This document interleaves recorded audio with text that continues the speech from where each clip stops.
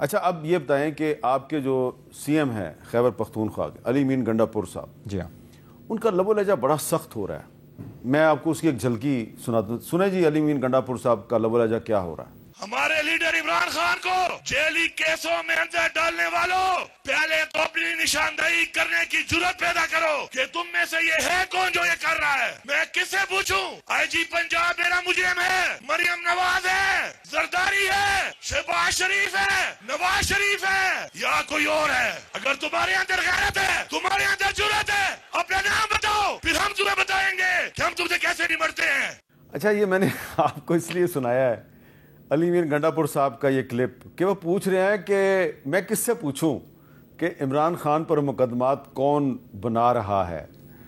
تو کبھی وہ شہباز شریف کا نام لے رہے ہیں، کبھی مریم نواز کا نام لے رہے ہیں، کبھی زرداری صاحب کا نام لے رہے ہیں جن کا کوئی تعلق ہی نہیں بنتا ہے سارے معاملے سے، لیکن لب و لہجہ ان کا بڑا سخت ہے. یا کہتے ہیں یا پھر کوئی اور ہے. تو گور صاحب آپ کو بھی نہیں پتا کہ عمران خان پہ کیس کس نے بنائے ہیں؟ میر صاحب وہ ایک عوامی وزیر اعلیٰ ہے اور بہت اچھا پلے کر رہے ہیں اور عوام کے جذباتوں کی ترجمانی کر رہے ہیں. یہ سٹیٹمنٹ ہے ان کی. جب سوات جلسے میں ہم گئے تھے، سوات میں بڑی دنیا نکلی ہوئی تھی اور میں بھی تھا، اور اس وقت بڑا بارش بہت زیادہ تیز تھی، تو ہم نے پروگرام کم بھی کر لیا اور وہ ریفلیکٹ کر رہے ہیں یہی وجہ سے، کیونکہ یہ پبلک ایک سینٹیمنٹ ہے.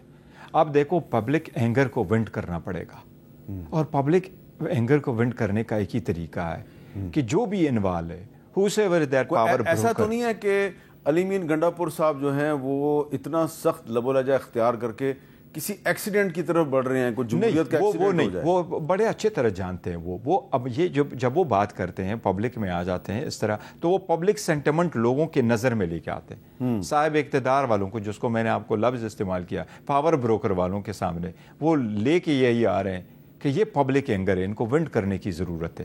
اگر آپ ایک کیس کے بعد دوسرا کیس نکال رہے ہیں، آپ بہانے لگا کر کے کیس کو بڑھا رہے ہیں، آپ ان کو باہر نہیں آنے دے رہے ہیں، اور کیس پہ کیس بنتے جا رہے ہیں، اور نہ صرف خان صاحب پہ بلکہ لیڈرشپ پہ بھی کیسز بن رہے ہیں. اور آپ کی کیس کی کوئی کیسز بھی ایسے کہ کوئی نہ کوئی نام آپ ان کو دے دے، کہیں بھی پولیس اسٹیشن ہو اور کوئی بھی پوائنٹ ہو، وہ چاہے لڑکی ہو، لڑکا ہو، میل ہو، فیمیل ہو، لیڈرشپ ہو، آپ سب کے خلاف ایسے کر رہے ہیں. تو اتنا بڑا نیٹ وائڈ آپ اتاریں گے، وہ کریں گے، ڈالیں گے، تو obviously ملک کا تو نقصان. یہ جو آپ کی جو تحریک تحفظ آئین ہے، جس میں آپ محمود اچکزئی صاحب کے ساتھ مل کے مختلف سیاسی جماعتوں کی لیڈرشپ کے ساتھ رابطے کر رہے ہیں، کہاں تک پہنچا وہ؟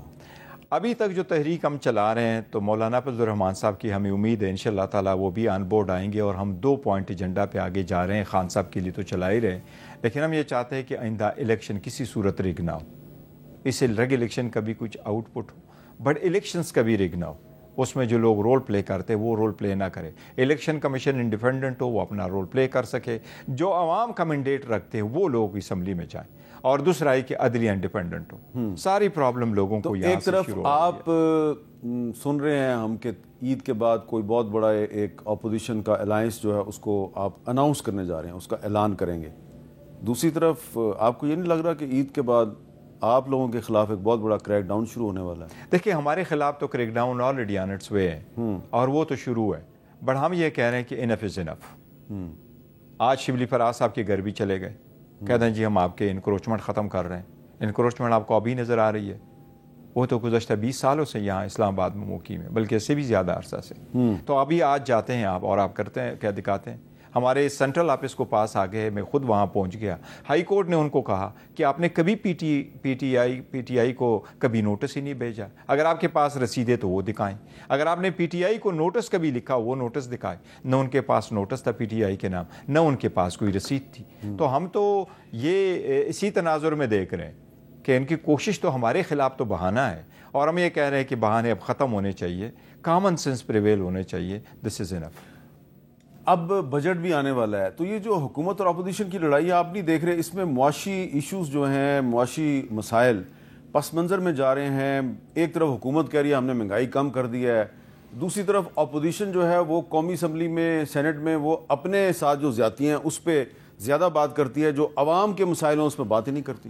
جو حکومت ہے وہ نہ صرف یہ کہ اس میں عوامی مسائل پہ بھی بات نہیں کر رہی، لیکن اگر قانون سازی کی طرف بھی جا رہی ہے، IMF کو بھی دیکھ رہی ہے اور یہ کام کر رہی ہے، ان کے انسٹرکشن پہ جو چل رہی ہے وہ بھی غیر آئینی غیر قانونی طریقے سے کر رہی ہے. آج کا دن کا میں بتا رہا ہوں 4 قوانین کو انہوں نے رکھا ہے. پوسٹل سروس کا رکھا ہے، NHA کا رکھا ہوا ہے، میری ٹائم کا رکھا ہوا ہے. اس میں شپنگ والوں میں چینجز کرنا چاہتے. کیا آرڈیننس لے کے آئے، کہتا ہے کمیٹی میں ریفر کیا. کمیٹی میں 20 ممبر ہوا کرتے ہیں رول کے مطابق. رول ریکوائر کرتا ہے کہ آپ نے وہاں بحث کرنی ہے. منیمم 10 ممبران صاحبان ہو تو 4 ممبر اپنے بٹا کے کہا یہ انہوں نے امینڈمنٹ کر دی اور واپس بھیجا. اور کتنے ٹائم میں 6 بجے سے لے کے 6:30 بجے تک 4 قوانین میں کہتا ہے کہ ہم نے چینجز کیے. اور 4 قوانین کی جو چینجز ہے وہ کتنے پیجز پہ مبصر ہیں؟ 24 پیجز میں کہتے ہیں آدھا گھنٹہ میں چینجز کر کے ہم نے لے کے آیا. ہم میں سے کسی ایک نے بھی ان کو جوائن نہیں کیا. ہماری کوئی کمیٹی ابھی نہیں ملی، لیکن حکومت نے کیسے نوٹیفائی کیا کہ ہماری کمیٹی بھی ممبران صاحبان ہوئے اور لا کو آگے اسمبلی میں بھی پریزنٹ کر رہے ہیں. تو لیکن دوسری آپ نے تھوڑی دیر پہلے یہ بھی فرمایا تھا کہ جو انیکا مہدی صاحبہ کا جو ایشو ہے اس پہ اسپیکر نے رولنگ ایاز صادق صاحب نے ایک رولنگ دی ہے. ڈپٹی اسپیکر نے ڈپٹی اسپیکر نے دی. آپ کو لگتا ہے اسپیکر کا آفس جو ہے یہ حکومت اور اپوزیشن کے درمیان کو ڈائلاگ کروانے میں کوئی فیسیلیٹیٹ کر سکتا ہے؟ میں نے بارہا اسمبلی پہ کہا اور میرے باقی کولیگز نے بھی باہر کہا ہے، بلکہ میں نے تو ایک فرنٹ کر کے کہا ہے اسپیکر صاحب کو کہ we want to protect you, to defend you, to support you.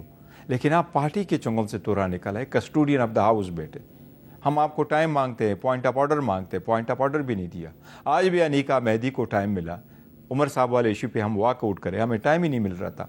انیکا مہدی صاحبہ کے ایشو پہ ہم نے بڑا انسسٹ کیا.